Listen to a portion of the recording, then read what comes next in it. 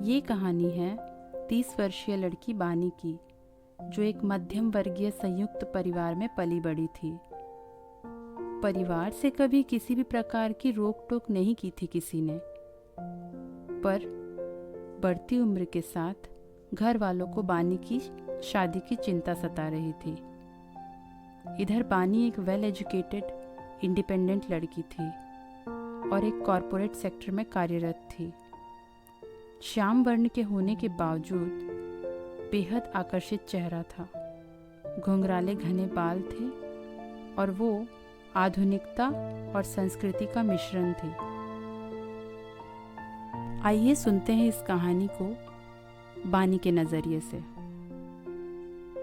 Diary का पहला पन्ना।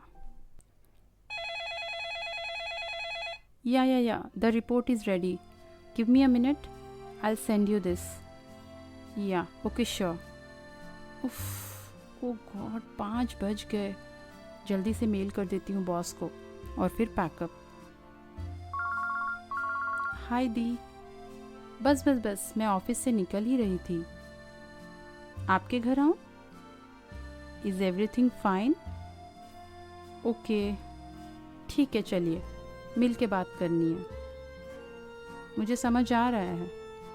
ठीक है, I will be there, bye. Auto? हाँ भैया, इंदिरा नगर चलना है। ओके। पता नहीं दीदी ने सडनली क्यों बुला लिया। Oh God, what's wrong with you दी? क्या हुआ, ऐसे क्यों बुला लिया? दीदी ने कहा, सांस तो ले ले बानी, पहले मुझे आपके हाथ की स्पेशल वाली कॉफ़ी दीजिए, फिर ही आपकी बात सुनूंगी। दी, आप ये दरवाज़ा क्यों बंद कर रहे हो? दीदी ने कहा, ताकि तू हमेशा की तरह कॉफ़ी पीकर भाग न जाए, घर से नहीं सिचुएशन से।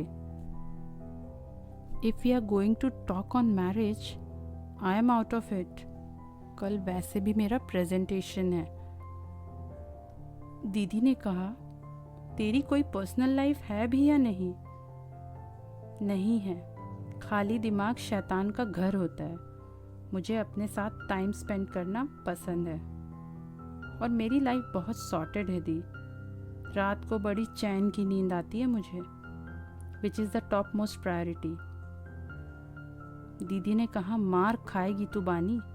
सुन, शादी मत कर, पर एक बार इस लड़के से मिल ले। मेरी कॉमन फ्रेंड ने भेजी है फ़ोटो। वेल एजुकेटेड है, belongs from a good family. उसने बताया है कि बहुत सिंपल लोग हैं।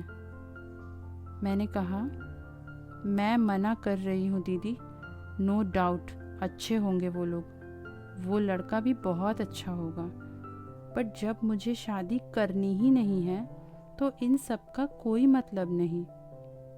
मैं जानती हूँ दी, मैरिजेस आर स्कैरी, और आपको पता है ना बचपन कैसे बीता हमारा, और किसी अपने को खोने का गम क्या होता है। इसलिए मैं कभी किसी से अटैच नहीं होना चाहती। जितने रिश्ते हैं उनको ही संभाल लूँ बहुत है। ना कोई दोस्त चाहिए ना प्यार, मैं तो सिंगल ही बेस्ट हूँ। और वैसे भी दी, आप तो जानती ही है ना मैं कितनी बड़ी इंट्रोवर्ट हूँ। कोई लड़का मेरे साथ अपनी पूरी लाइफ क्यों बोरिंग बनाना चाहेगा? इस पर दीदी ने कहा, देख बानी, लाइफ में सब कुछ टेम्पररी होता है, नाते, रिश्तेदार, भाई बहन, सिवाय उस एक इंसान के जो तुम्हारे साथ सब कुछ बांटेगा, सुख भी और दुख भी। लाइफ में एक टाइम पर अकेले रहना बहुत मुश्किल होता है। अभी हम लोग हैं, कल हम लोग नहीं भी रह सकते हैं। वो हमेशा होगा तुम्हारे साथ। मैरिजेस आर स्कैरी अगर उसमें से कोई एक गलत हो तो, but marriages are beautiful as well अगर दोनों का इक्वेशन सही हो तो। दी की बातों को मैं चुपचाप सुन रही थी, क्योंकि मुझे डिफेंड करने का पॉइंट ही नहीं मिल रहा था। दी ने कहा, एक बार फोटो तो देख लड़के की।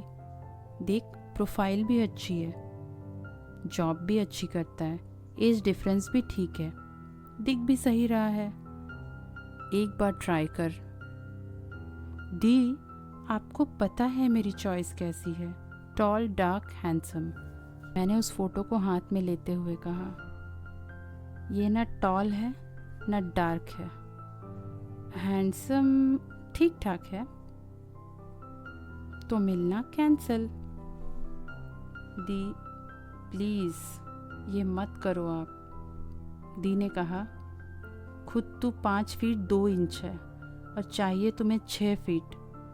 तू मिल रही है, मुझे कुछ नहीं पता, बस मिल ले। और तेरे पास नो बोलने का भी ऑप्शन है, बोल देना नो अगर नहीं पसंद आया तो।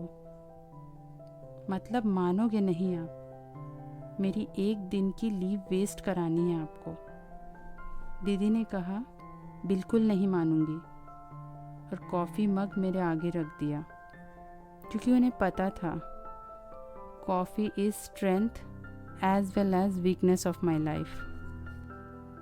आप सुन रहे हैं a cup of differences Sneha Pallanti के साथ।